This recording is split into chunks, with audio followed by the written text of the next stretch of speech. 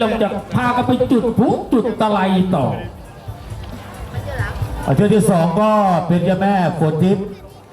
166กับโรงพยาบาลเขาวงนะครับรอบกลับสายน้ำครับเตรียมไว้เลยครับ หลังจากนั้นเป็นหอไกลกับเจ้าขุนทองเตรียมไว้เลยครับเตรียมไว้เลยครับเจ้าแม่เสนียม89กับขุนกลางนาวาจะยังไงผมก็ขออนุญาตภาคเคลียร์เรือทีมโรงพยาบาลก็แล้วกัน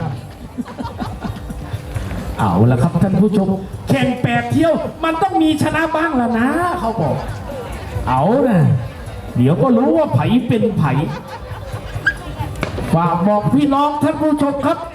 ที่มาเที่ยวงานในวันนี้กรุณามือซ้ายกุมกระเป๋าสตางค์ตัวเองเดี๋ยวอีกจักหน่อยก็จะมีมิจฉาชีพมาแล้วครับท่านผู้ชมจับตาดิเอราวัณไปเจอกับมณีเกล็ดเพชรทะยานออกจากจุดปล่อยแล้วตอนนี้น้ำแตกกระจุยกระจายใส่กันมาเลยทีเดียวแล้วครับท่านผู้ชม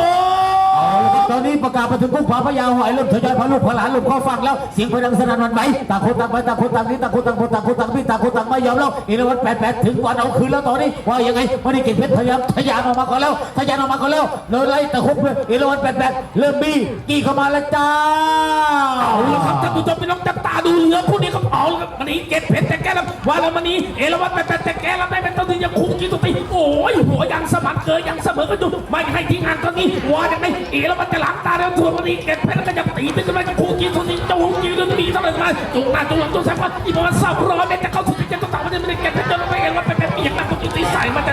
ละครับท่านผู้ชมเอาเลยครับคู่ที่สูสีตรงนี้ตอนนี้ใส่กันมาเลยเพราะสถานที่เสด็จกับคนเล็กอันซับเบอร์ปีตัวนึงมาขุดกันระเบิดเกิดไฟต่างคนต่างไปต่างคนต่างนี้ต่างคนต่างคนต่างคนต่างบีเข้ามาแล้วตอนนี้88กับมันนี่เก็บเพชรคู่ที่สูสีคู่ที่สูสี88เก็บเพชร88ไปจะอยู่เริ่มบีกันมาจะได้ที่ว่าไม่มีใครยอมไปใส่กันมาแบบเต็มแล้วจ้า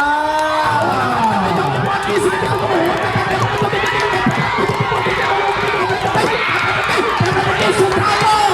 รวดเข้าเส้นชัย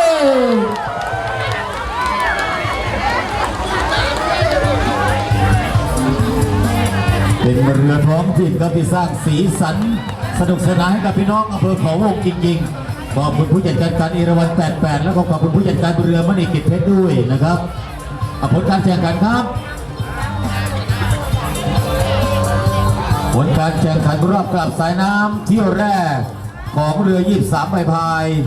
ระหว่างเอราวัณ88 BT Sport กับมณีเกล็ดเพชรผลการแข่งขันนั้น